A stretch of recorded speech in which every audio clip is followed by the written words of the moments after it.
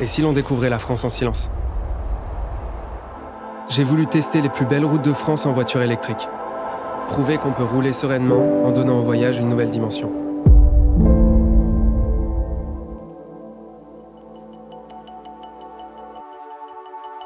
La région toulousaine propose une expérience sensorielle unique.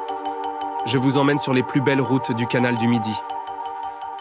Mon expédition commence en bordure de la ville rose, à Toulouse, où d'étranges et imposantes silhouettes attirent mon attention. Bienvenue dans un monde onirique où hommes et machines s'allient pour faire rêver petits et grands. Pensée par François de la Rosière, génial artiste concepteur, cette halle de la machine abrite d'immenses créatures de bois et de ferraille, capables de se mouvoir et de transporter ses visiteurs. C'est une marionnette qui peut faire tous les mouvements que toi, être humain, tu es capable de faire. Et c'est piloté par des humains, il n'y a pas de robotique. Donc c'est un vrai rapport humain et c'est ça qui fait l'émotion de la machine.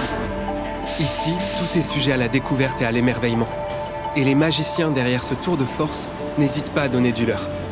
C'est ça qui fait que le lieu est vivant en fait, c'est que on aime le métier qu'on fait pour le savoir-faire et la poésie et la qualité de nos spectacles. Du coup, on vient avec le plaisir d'accueillir les gens pour leur faire découvrir tout ça. Je suis alors convié à une expérience sans pareille. À la 1,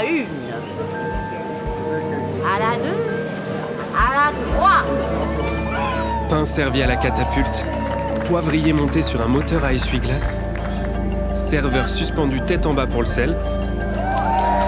C'est un véritable spectacle dans le spectacle qui nous offre le déjeuner d'une vie. Une expérience inoubliable. Alors que mon véhicule en a profité pour faire batterie pleine,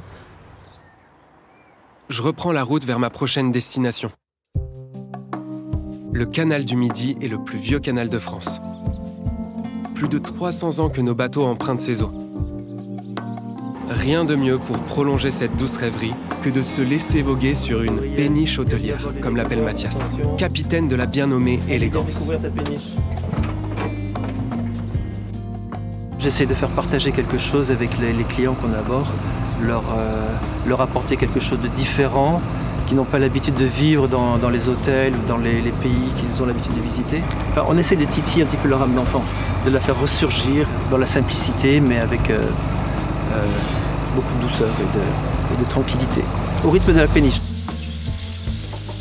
À bord, tout n'est que saveur et raffinement, sans rien avoir à envier aux plus grands hôtels. Cette déambulation sur le canal se mue également en voyage dans le temps.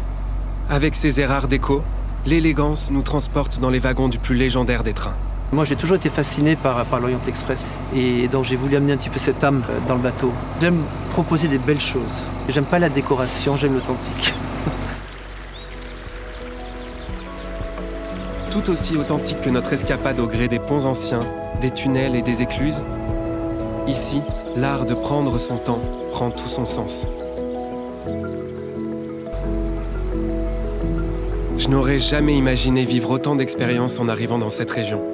Et pourtant, tous mes sens ont été mis en éveil et j'en repars avec des souvenirs plein la tête. Je n'ai qu'une hâte, découvrir les surprises que me réserve ma prochaine destination.